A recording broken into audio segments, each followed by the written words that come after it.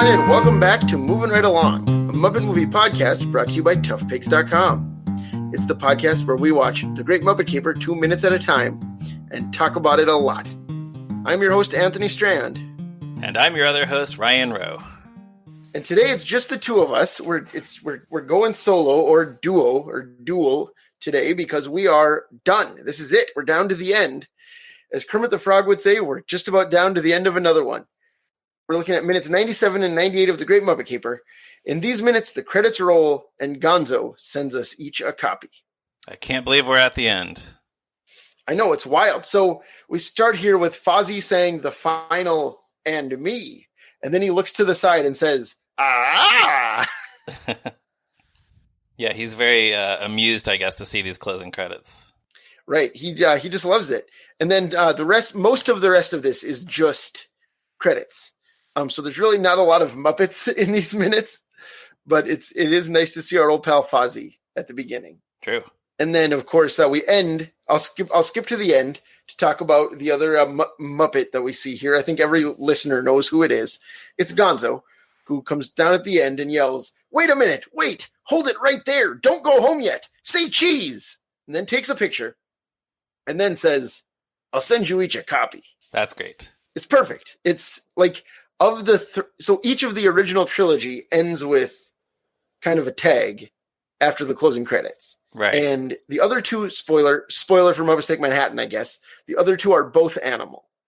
And this one is Gonzo, and it's my favorite one. It's perfect. It makes me so happy. I actually forget, what does Animal do in Muppets Take Manhattan? He says, "Bye-bye." Oh, yeah, that's not much. We just hear him. We okay. hear his voice. We don't see him. Right, yeah. Okay. So you'll see that in a year or whatever.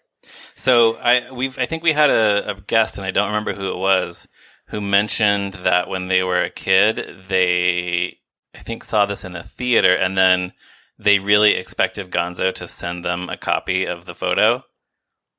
I don't think I ever did that, but I can tell you, every time I watch this movie, I do say cheese when Gonzo tells me to say cheese. Aha. I love that. Yeah. I don't. I never have, even once. That's not going to be a very good picture of you. No, it's not. I would guess that Roz probably does. She's more into that kind of interactive viewing than I am, I suppose. Well, next time you watch it together, you'll have to notice whether she says cheese. Right. I will let you know and report back to us. Yes. Yes. So, I mean, really, that's the entire Muppet content of this. So, if it's okay with you, I'd like to move on to talking about some of the credits that we see. We're not going to list all of them, but just certain ones that one or both of us find interesting. You mean you don't want to read every single name in the closing credits? Yeah, that's going to be the rest of this podcast, is just reading every name in the closing credits. Let's do it. It'll be a 2-hour episode with no context. All right. So the thing that jumped out at me most of all, just looking over these credits, I looked up most of the names, and we've talked about how this movie was made in conjunction with The Dark Crystal.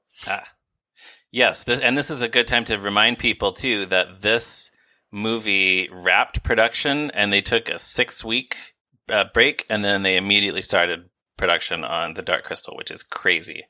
Well, I guess it was probably like such a thrill to be doing such a different project with so many of the same people, but it really is so, like, almost all of these people, then their next credit is The Dark Crystal. Like it's the entire crew. It's not just like the lead people. It's most of the crew moved straight from Caper to Dark Crystal. Yeah, pretty much. But also the other thing that I noticed is so many of these crew members, just various ones, worked on other movies that were shot at Elstree Studios. You know, the first 2 Star Wars movies, the Christopher Reeve Superman movies, Frank Oz's Little Shop of Horrors. Many of these crew members worked on some or all of those things, which were shot right here at Elstree Studios. So I wonder if there was of them were just kind of like crew who like were under contract to the studio, you know, and worked on films shot there. Yeah, I don't know how that works exactly, but I wouldn't be surprised if it was something like that, or just something where maybe they just happen to live in London, and that's where they did most of their work. Yeah, Right. But yeah, I kept seeing those films over and over and over, which I thought was noteworthy. yeah, that's cool. Well, and also just like what an exciting few years that must have been to be like you're making Star Wars, you're making Superman, you're making the Great Muppet Caper, like Yeah, no kidding. just what fun to do at work, I think, Yeah, and especially to think that these are movies we're still talking about today. That was a great run. Right. And then the actors are listed who had small, speaking parts in the movie, but aren't the cameo guest stars. And we talked about most of those as they came. I don't think we need to talk about who those actors are again. But it did jump out at me that Christine Nelson is credited as Girl in Park, Jerry Nelson's daughter, who of course says, "Look, Daddy, a bear," or Yeah. "Look, Dad, a bear." Yeah, which I guess kind of reinforces the story of that this is how she got her, I guess it was her Screen Actors Guild card. Right. Yeah. Her dad, who of course also has a line in that scene, is not credited here as a human actor, which I guess he's already credited earlier. Yeah, I guess he chose to remain uncredited for his on-screen appearance. Right. And then we see the actors, we see the members of the Charkeys Water Ballet, and then a couple of people that I did want to mention. Associate producer Bruce Sharman, also produced The Dark Crystal, also worked as an associate producer on the first two Star Wars movies, and worked again with Brian Henson in Return to Oz, where he was an associate producer. Where was that shot? He's 90 years old, and that might have been, I'm sure that was shot in England too, now that I think about it. Yeah. So he's still around, you say? He's 90 years old and he's still alive. Wow. But also just the fact that the villains in that movie are Gene Marsh and Nicole Williamson, who are both worked almost entirely in England, Yeah, that makes sense. Makes me think that it must have been shot there. Yeah, Yeah, I'm sure it was. Yeah. So anyways, that's Bruce Sharman. Assistant director Dusty Simons is another person, because again, he worked on Superman 2 and 3, also Richard Lester's The Ritz, also Richard Lester's 3 and 4 Musketeers, and also A Clockwork Orange. So he was assistant director on a lot of really interesting things. Yeah, that's quite a resume. And yeah, so I don't know. Again, it's one of those names that I would never notice and never think about, but it's fun to look these people up and just see what the connections are. Yeah. And I think we may have actually mentioned this on the show before, but you and I both like Superman 3 more than most people do. Yeah, Superman 3 is fun because Superman acts like he would in a Silver Age comic, much more than he does in the first, especially in Superman 2, where he's very petty. But, he freezes a lake and carries it over and melts it on top of a chemical fire with his heat vision. That's such a Superman thing to do. Yeah, exactly. And Richard Pryor wears a giant foam cowboy hat. And he skis off a building. Oh, what a great movie, Superman 3. All right. The next person I wanted to talk about is Julie Harris, the costume designer, who also has some Richard Lester credits. She was the costume designer for A Hard Day's Night and Help, the first two Beatles movies. Yeah, that's a good. I mean, imagine working with the Beatles and the Muppets in your career. Right. Yeah. And true. James Bond. She has a few James Bond credits. Including both real and fake James Bond. She was the costume designer for the 1967 Casino Royale movie.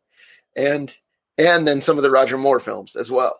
Mm-hmm. So that's fun that she went from the ridiculous spoof Bond movie, with Woody Allen in it, to real James Bond movies. Yeah. That Casino Royale is pretty ridiculous. I've never actually seen it. I've always kind of meant to. I probably should at some point. It's worth seeing once. Yeah, that sounds right. That sounds about right. And she, Julie Harris, the other one that jumped out at me is that she was the costume designer on Disney's Swiss Family Robinson, a movie that I enjoyed a lot as a child. Yeah, I haven't seen that in a long time. Is that on Disney Plus? It is on Disney Plus. I should revisit it. We both should revisit it and then just talk about it off mic. Okay, or we could do a bonus episode about the Swiss Family Robinson. About Disney's Swiss Family Robinson, sure. Yeah. We'll get our frequent guest Matthew Soberman on with us. He's a big classic Disney live action guy too. So. Aha. Perfect. All right. So listen for that. Probably never, listeners. No. All right. So the next thing is and speaking of Star Wars and Superman, makeup artist Stuart Freeborn, who is like legendary for his Star Wars makeup, was the makeup artist on this. That's so rad. I don't think I knew that or had ever noticed that before. No, me neither. Like, and that was a name that I recognized immediately, like because of the Star Wars connection, you know? Yeah, well, he helped design Chewbacca, and he designed the look of Yoda, which is, he has admitted that he partially based Yoda's face on his own face. So, yeah, Stuart Freeborn. Right.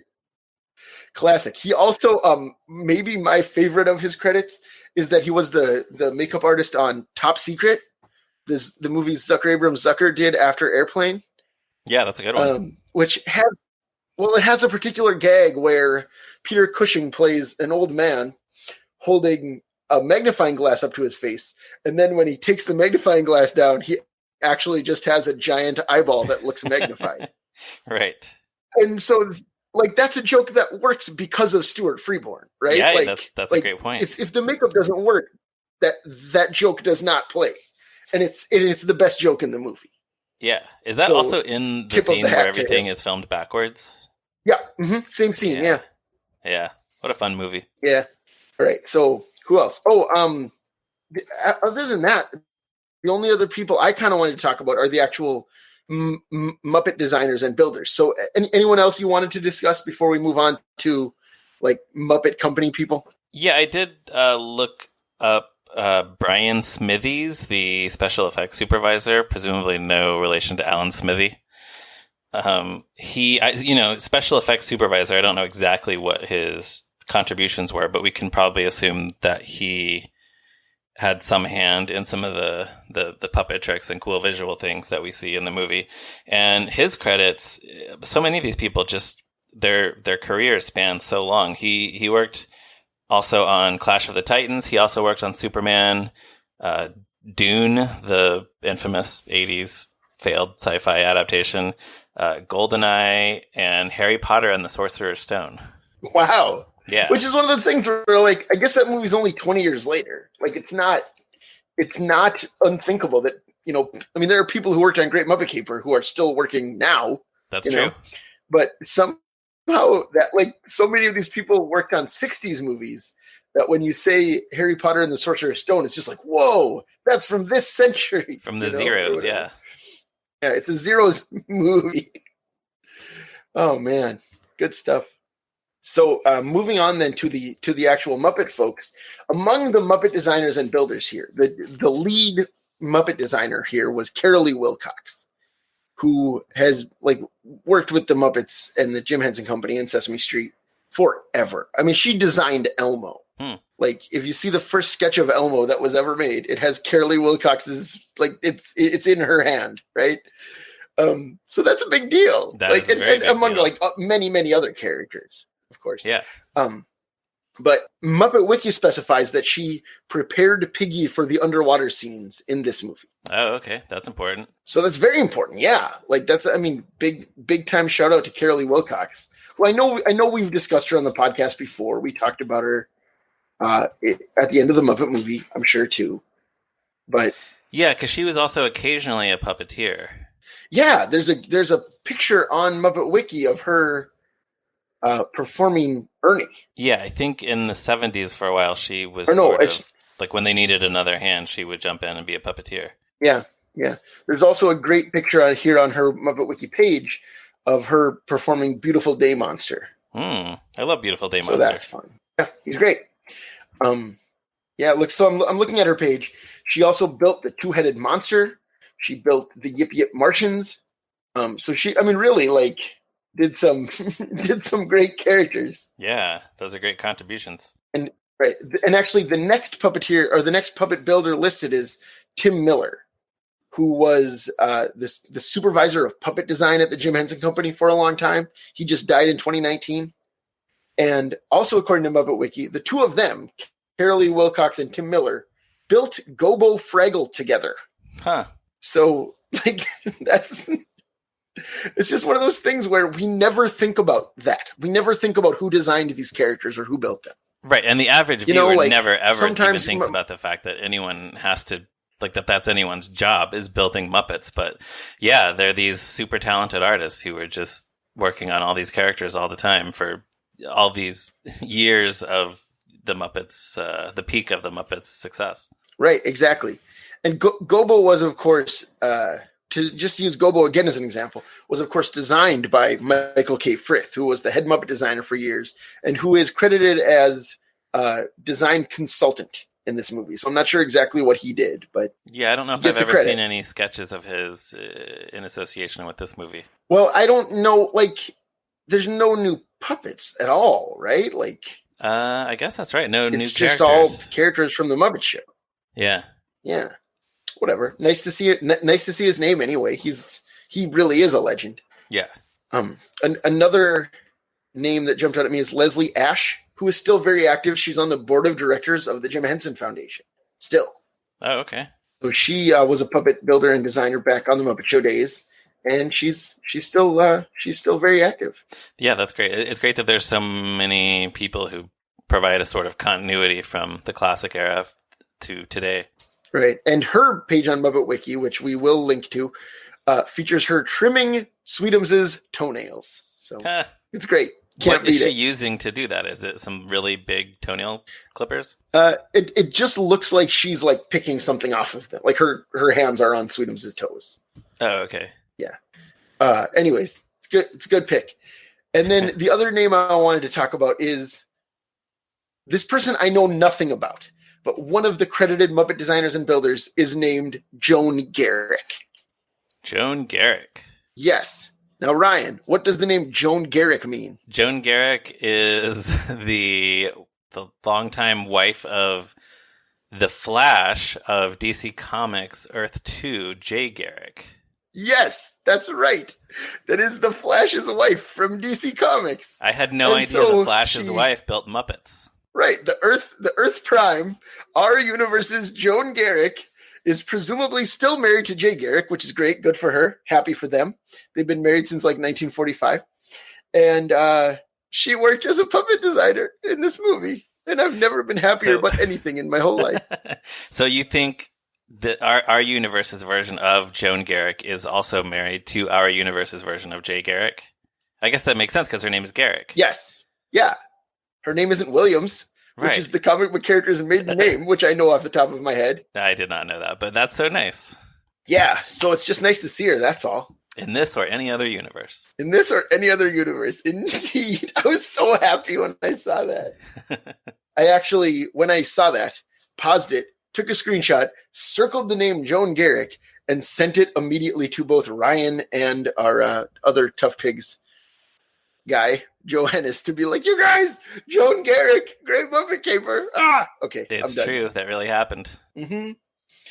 All right. So that's all of the credits I wanted to talk about. And anyone else on your list, Ryan? There's a card for Muppet Technical Designers, which is a team headed by Faz Fazakas. I don't know that we've ever talked about him, have we? I think he worked on the Muppet movie, but I'm not sure. Let's talk about it. Oh, okay. Well, I mean, yeah, just concisely then. If anyone who has ever looked into the history of the Muppets or read up on the development of Muppets and the technology of puppetry over time knows that Faz Fazakas was very instrumental in developing remote-controlled puppets and radio-controlled versions of the Muppets to do things like allowing Emmett Otter and his ma to sing, like for the puppets to move and lip sync while they're rowing down the river in a boat and stuff like that. So he was very important in making the Muppets become high tech as the years went on. Right, and what's very interesting to me is, and he lived to be quite old. He lived to be 95 years old, but he was born in 1918. So, like, yeah, like even at the time of this movie, he's, in his early to mid 60s. So, like, it's very interesting to me that the guy who is like pushing Henson technology wise in the 70s and 80s is a guy who's, 18 years older than Jim Henson. Like he's not some young guy who's like, we need to move forward. He's one of the older, like senior level employees at Henson at this time. Yeah. And it fascinates me that he's the guy who's developing all this new tech. I love that. I love that about him. Yeah, I guess I just have this image of him as sort of like, and I don't think I've ever seen a picture of him where he didn't already have gray hair, but just this sort of technical wizard, just always tinkering with things, trying to figure out new technologies for the puppets. Right. And I think it was Duncan Kenworthy says that Fazakis was one of the inspirations for Doc on Fraggle Rock. Oh, sure. And that's why Doc's an inventor, because he's Fazakis. Yeah, he's a tinkerer in his workshop. Yeah, that's neat. Love that guy. I also wanted to briefly mention Callista Hendrickson. I'm sure we talked about her last year for the Muppet movie, but we have been celebrating Miss Piggy's costumes in this movie, and Callista Hendrickson and her team did the Muppet costumes for the movie, so they did a great job. Yes. And then Miss Piggy's portfolio is credited to John Barrett. He was... wonderful. Yeah, he was the go-to photographer for the Muppets for many years, and I think still occasionally does do photo shoots of Muppets for Sesame Street and maybe the Muppet Show characters. So he's very good at what he does. He did a lot of those like calendars and Muppet Magazine photo shoots and things. If you've seen any of those calendar photos from the 80s or 90s where the Muppets are posed in like movie poster parodies or magazine cover parodies, he shot all that stuff. Yeah. And it all like that, those photos, I think, go so far towards making the Muppets feel alive in general. Like the photos that he took seem like have so much life in them that it would be so easy for photographs of poser puppets to seem dead or lifeless. And his feel like they're actual people on a photo set. I don't know. It's wild. He's great. Yeah. You really believe that these are the characters who you see living and breathing and talking and dancing on your TV screen, that they just walked into a photo studio and did this photo shoot. Right. And then the other one I wanted to mention, there's a credit for location manager and assistant to producers, and that's Martin Baker. I forgot to check to see if this was his first Muppet credit, but he would go on to produce many, many Muppet and Henson projects, including Fraggle Rock, Labyrinth, Muppet Family Christmas, The Storyteller, The Jim Henson Hour, Muppet Family Christmas, Muppet Treasure Island, Muppets from Space, Muppets Tonight, Elmo and Grouchland, Mirror Mask, Muppets Wizard of Oz, and the 2011 movie The Muppets. So he is a guy who knows how to produce a Muppet thing. Yes. All right. Awesome. Muppets are great. Yeah. And so are the people who work with them. That's right. That's right. So I think that brings us down to the end of talking about the actual movie, but we also wanted to take some time to wrap up some other things, talk about some of the other effects that the movie had on culture and what people thought of it at the time. So Ryan, I think you wanted to talk about how much money this movie made in the theaters compared to the Muppet movie. Yeah, I figured that was worth looking at. The Muppet movie was a big hit, which of course made it inevitable that this movie would be made. According to the website The Numbers, which I'm using now because Box Office Mojo is not as intuitive since they updated it a while back, this movie made $31 million in theaters. Adjusted for inflation, that becomes about $102 million. So that is definitely a hit, even though it's not as big a hit as the Muppet movie. But any movie today that made $102 million would be, those are respectable numbers. Well, I mean, certainly a relatively low budget movie like this one, Yeah. Yeah, and a family movie, and yeah, so it did pretty well. Right. And it opened on June 26th, 1981, which is the same weekend as Dragon Slayer, Stripes, and For Your Eyes Only, which is, we were just talking about James Bond movies. Wow. Yeah. I've never actually seen Dragon Slayer, but yeah, that's a fairly stacked weekend. And I did find an Associated Press article from July 3rd, 1981, where they described that the following weekend as Hollywood's biggest weekend ever at the box office, because those movies were still in theaters, and then other movies were still in theaters, including Superman 2, Raiders of the Lost Ark, and Cannonball Run. Those all came out within weeks or months of each other. And they quoted a Universal advertising executive saying, "There are so many top films in the marketplace. Films like The Muppet Caper are getting the small portion of the pie. Looking back with hindsight, we probably should have waited a month to get out of competition with these powerhouse films." So I guess it's possible that had they released this movie at a different time, it would have made even more money. Well, and I'm looking at the chart. It was the number 23 box office hit of the year in the United States. Okay. Do you know what the Muppet movie was that year? 7. Ah, yeah. So there you go. The Muppet movie was the number 7 highest grossing movie of 1979, which is, like, to me, that makes me so happy that the Muppet movie was in the top 10 hits of the year it came out. Oh yeah. And that never happened again with a Muppet film. Not even close. I'm afraid not. But then in a New York Times article a few months later, a studio executive, so Universal, the movie was made by ITC, which was Luke Grade's company, but Universal distributed it, at least in the US. And a few months later in this New York Times article, a Universal executive suggested that putting the word caper in the title of the movie was a mistake because caper movies had done poorly for several years, which is interesting, but I don't know that there would have been some magical alternate title that they could have given the movie that would have led to it making more money.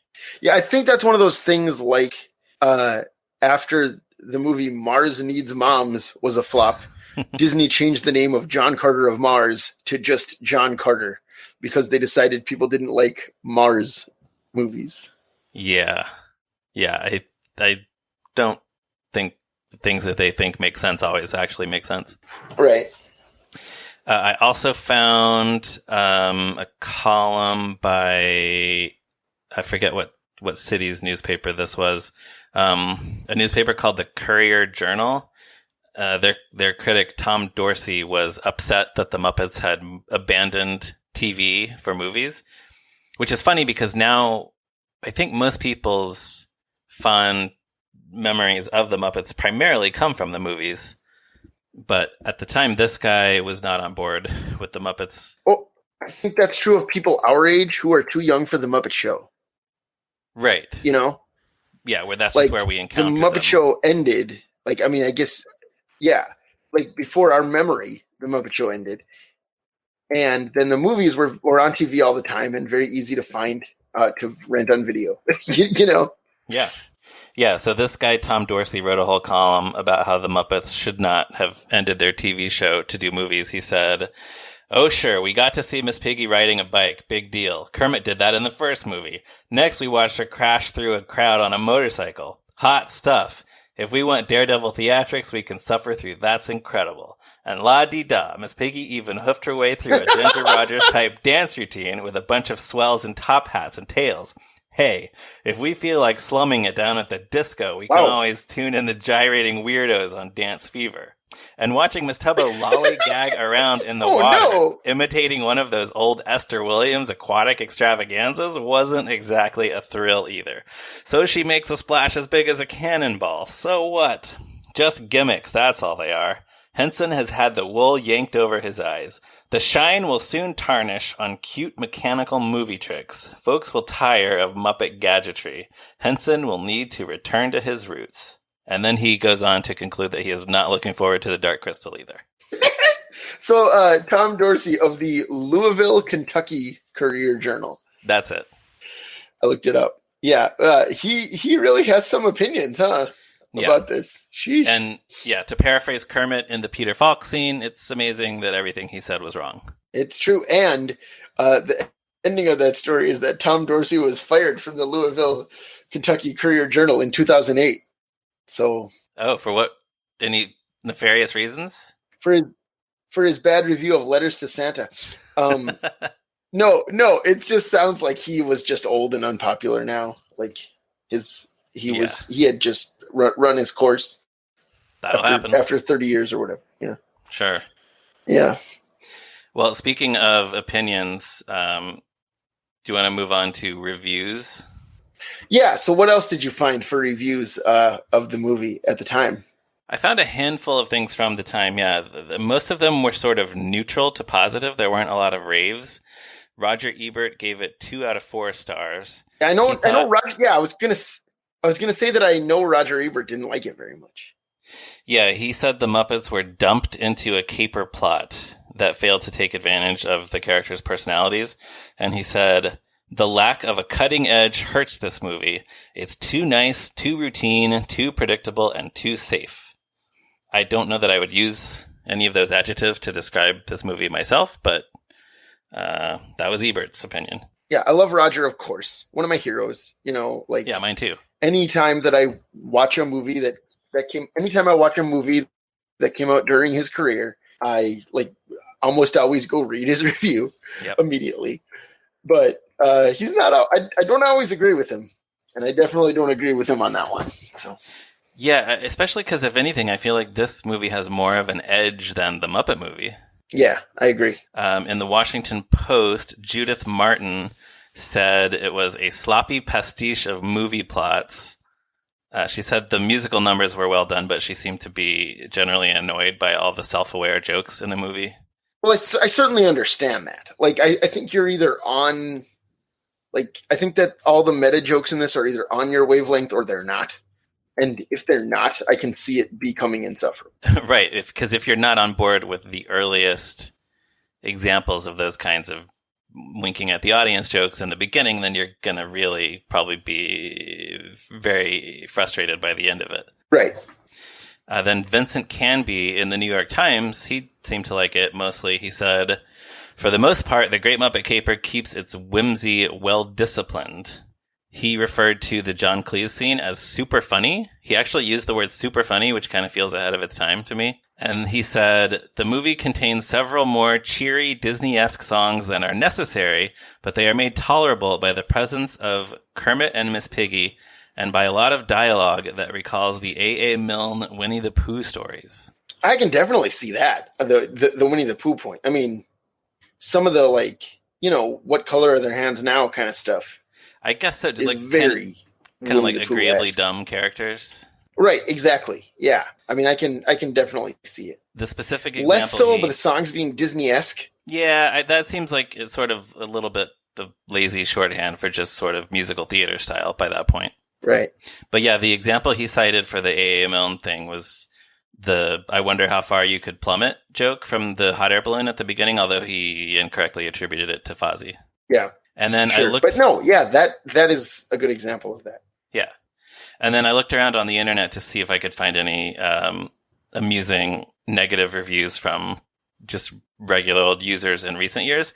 I didn't really find a lot, but I did see one one-star review on Letterboxd that just said, passable filmmaking doesn't stop this from being even more boring than Grown Ups 2.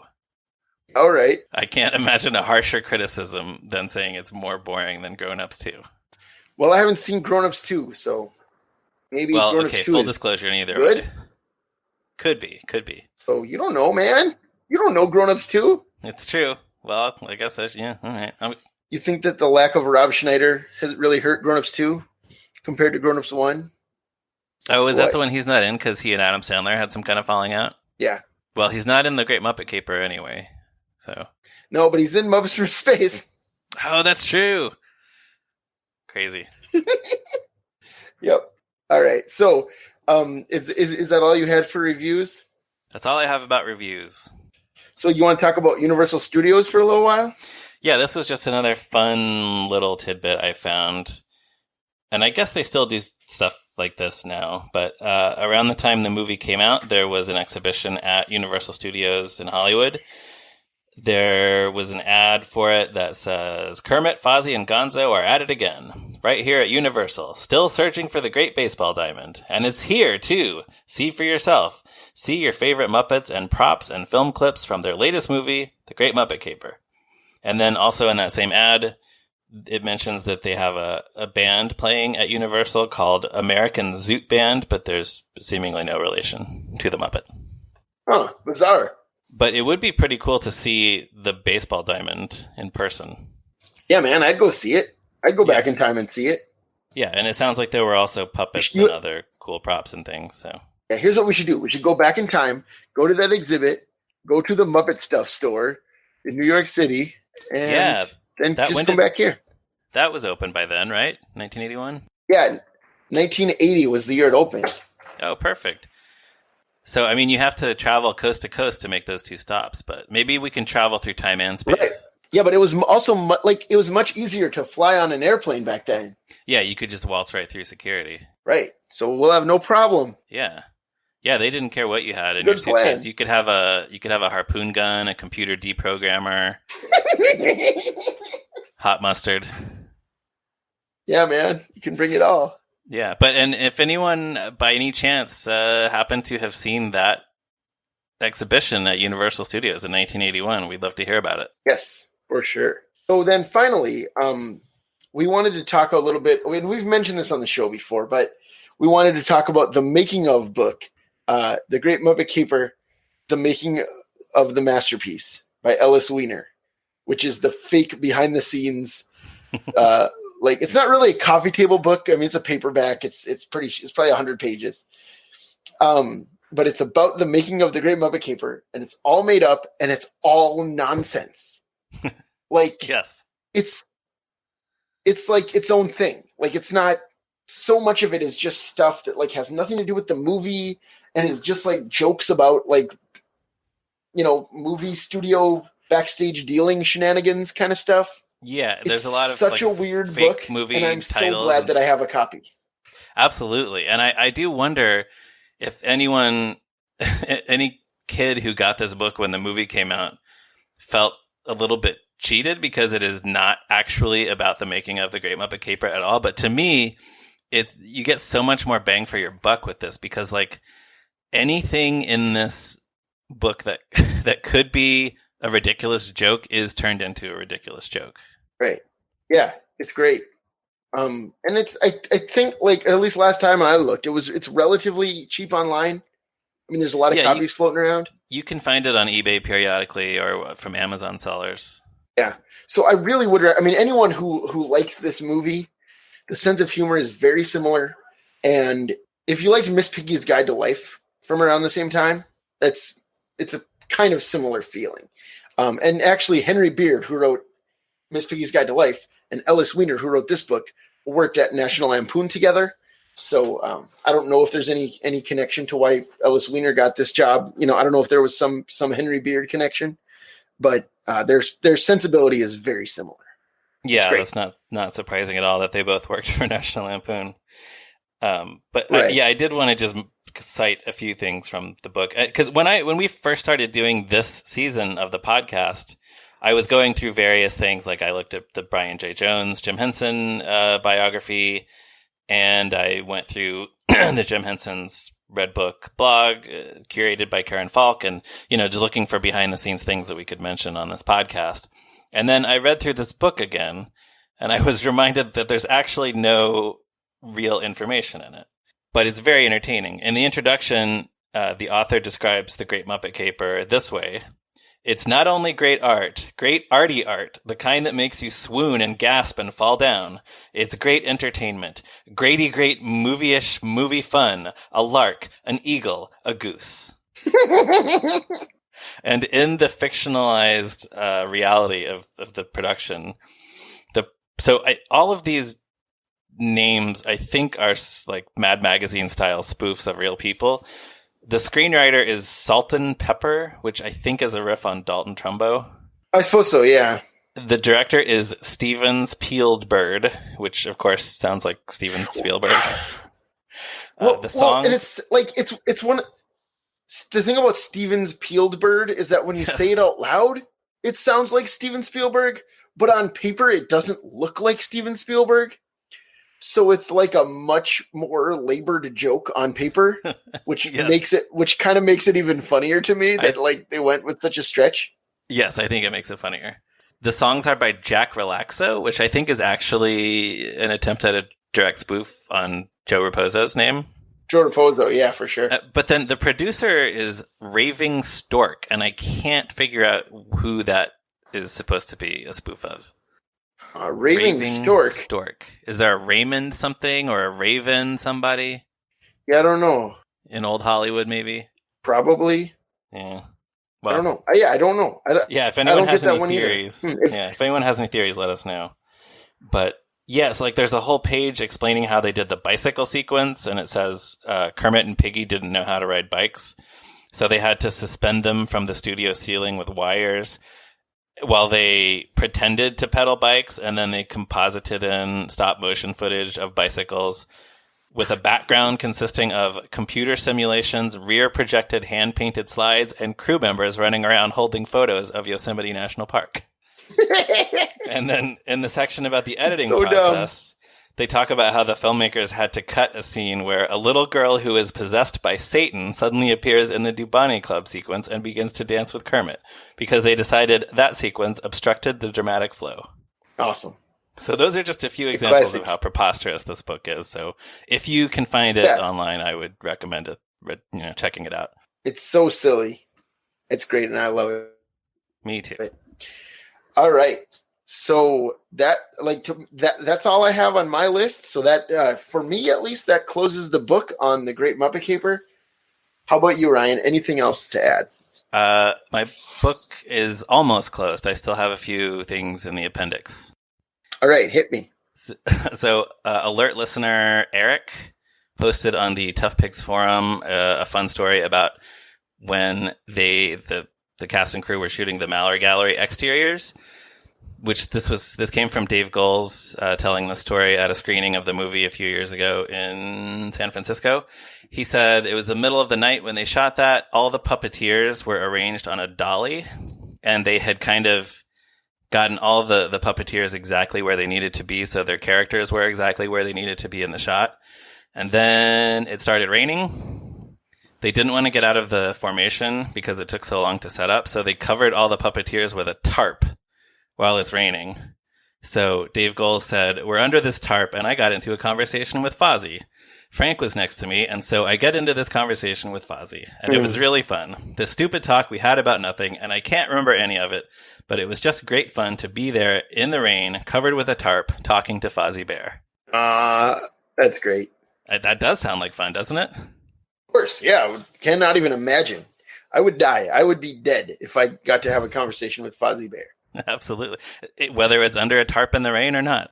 Right. There you go. And then I wanted to bring up a quote from Diana Rigg that I forgot to mention earlier in the movie. She did a Random Roles interview on the AV Club with Stephen Bowie a few years ago, and she told this story. She said, "I did the film and Charles Grodin was in it as well.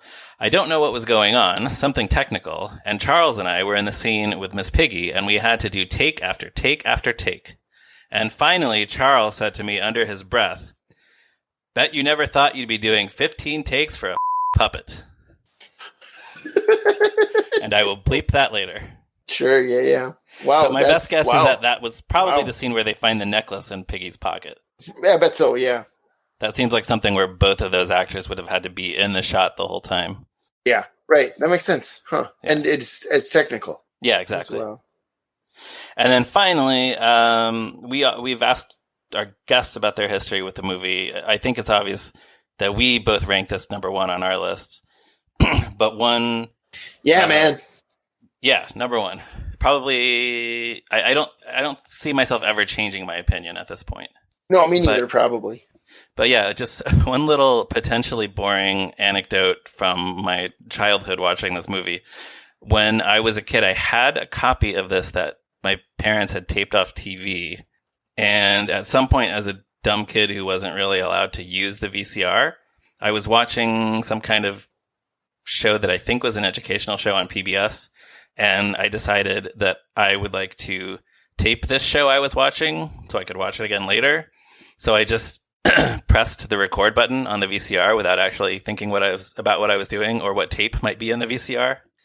And then I think after a few minutes, my mom came in to stop it. But for years, the only version of this movie I had access to was missing most of the sequence in Lady Holiday's office, because instead it would cut to this weird educational thing with a robot with a Victrola for a head teaching a little girl to sing London Bridge is Falling Down. And you've never figured out what it is? No, I've looked for it. I've Googled it. I should go on one of those, like the tip of my tongue subreddit on Reddit to see if anyone might be able to identify it. But no, I have no idea what it was. Yeah, because that's such a distinctive image. Like, yeah, it seems like a thing that either doesn't exist or would be easy to identify. Yeah. You know what I mean? Unfortunately, I don't think my original childhood copy of that tape still exists, since I've bought it in several other formats. But yeah, so that's my history. You got rid of it when you got a free watch. You got rid of the taped from TV version. Did you say get a free watch? Yes, I said get a free watch. I'm glad you said get a free watch. I love to get a free watch. Yay. All right. Well, I think that's just about the best possible place to stop. So thanks for listening, everyone. That we're done now for the Great Muppet Caper. We will be back in the future. We will be together again, if you will, to talk about Muppets Take Manhattan. Nice. After a break. And I think we'll do some bonus episodes in between. So listen for those. I think we know what the first of those bonus episodes is going to be, don't we? I believe our first bonus episode is going to be Muppets Go to the Movies. It's great, brilliant TV special that's kind of like the series finale for The Muppet Show and was produced as a tie-in for this movie. So we'll be back with that one in a little while. And then eventually we will... we're not saying goodbye because we'll be doing Muppets Take Manhattan before you know it.